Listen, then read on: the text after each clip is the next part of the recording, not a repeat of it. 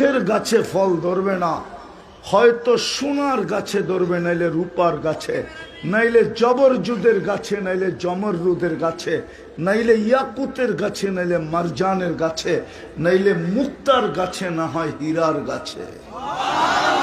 8 প্রকার গাছে ফল ধরবে।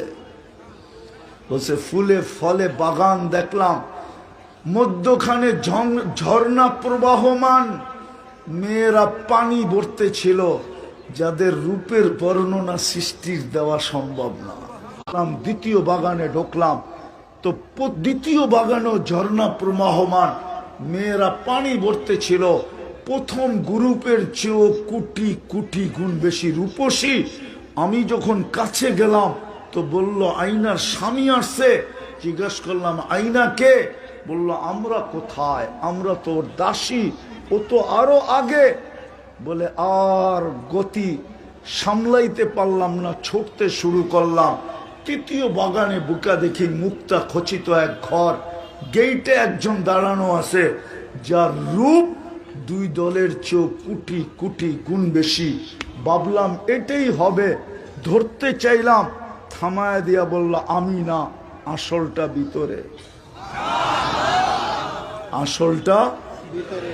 দেখলাম হীরার দোলনায় দোল খাইতেছে, 3 গ্রুপের চেয়েও বেশি কোটি কোটি গুণ রূপসী। বলে মন মানতে ছিল না, চাইতেছিলাম ঝাপ লাগায় ধরবো, তো থামায়া দিয়া বলল এখনো সময় হয় নাই, আজকে ইফতার তুমি আমার কাছে করবে, তোমার ইফতারের ব্যবস্থা চলতেছে, ইফতার আমার কাছে। বইলা একটা চিৎকার দিল আর রূপ বাইরে চলে গেল।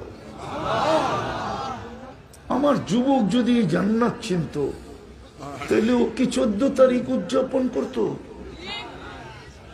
বল যুবক, 14 তারিখ উদযাপিত হইতো?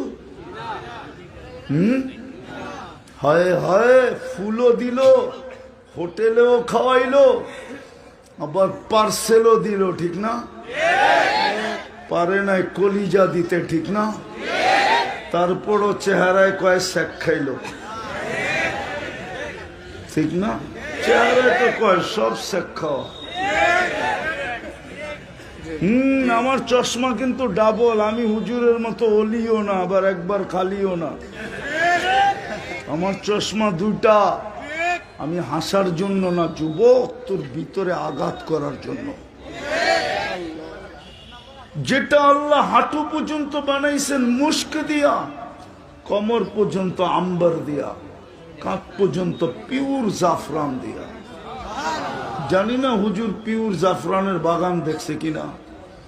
আমি তো 2008-এ স্পেনে দেখা আসছি, মাইলকে মাইল পিওর জাফরান, কাঁচাটা, শুকানোটা না। শুকানোটা তেমন মজা নাই, খালি কালার আর একটু সামান্য গ্রান। মজা তো হইল কাঁচাটা, যখন পাকতে থাকে। হায় হায়, দেখার পরে আমার মনে উঠছিল যে কোমর থেকে কাঁধ পর্যন্ত তো আল্লাহ বানাবে এই কাঁচা কাঁচা জাফরান দিয়া। ওহো, ওটার বুকের ভিতরে মাথা রাখলে জানি কেমন হবে। যুবক, ওই দিন থেকে আমি পাগল। আমার তো সারাদিনে 50 বার এটাই মনে ওঠে, ওই সিনা কবে মিলবে আর মাথা কবে রাখবো। আর একটা হুজুররা বুঝবে, তোমরা বুঝবা না, তর্জমাও করবো না। হুজুরের পাগড়ি সাগড়ি দেখলে কি কাওয়া ইবা আতরাবা, না জানি কেমন হয়। কাওয়া ইবা না জানি কেমন হয়। ওটা তো পিওর জাফরানের জায়গায় হবে, ঠিক না? হুজুরও জোয়ান হয়ে যেতেছে। হায় হায় হায়, আল্লাহ রসুল বলছে লাউ কাশাফা সাকাইহি লাগাবা দাউউশ শামস, পাও খুলে দিলে সূর্য চিরদিনের জন্য আলো হারায় ফেলবে। লাউ সাহিকা আলাদ দুনিয়া লাতানাওয়ারাতিদ দুনিয়া কুল্লা, একটা হাসি দিলে এই দুনিয়াটা পুরো আলোতে আলোকিত হয়ে যাবে। দুনিয়ার মা বোনরা ভাবতেছে হুর বুঝি ওনাদের উপরে চলে যাবে। না না না না, দুনিয়ার মা বোনরা যদি আল্লাহর হুকুম মানতে পারলো তো হুরদের থেকে 1,00,000 গুণ বেশি রূপসী হবে। হায়, আমি যদি পারতাম দুনিয়ার মা বোনরা জান্নাতে কেমনে হাঁটবে ওই দৃশ্য দেখাইতে, মনে হয় আমি মা বোনদেরকে পাগল বানিয়ে দিতে পারতাম। কেমনে হাঁটবে একটু একটু যুবকরা বুঝবো মনে হয়, ঠিক না? বেশি সুন্দরী হইলে ওর চলন ভিন্ন না, চলার স্টাইলই কি কি কস, ঠিক না? আরে হা কস না কিছু, হ্যাঁ বুঝাই যায় যে রূপের ঢং দেখাইতেছে, ঠিক না? আর যদি একটু উপরের হয়,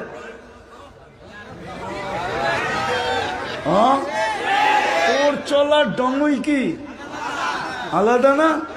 তো যে হুরদের থেকে 1,00,000 গুণ রূপসী হবে, ওর ওর চলার ঢংই ভিন্ন হবে। আওয়াজ না, ওর চলার ঢংই ভিন্ন হবে।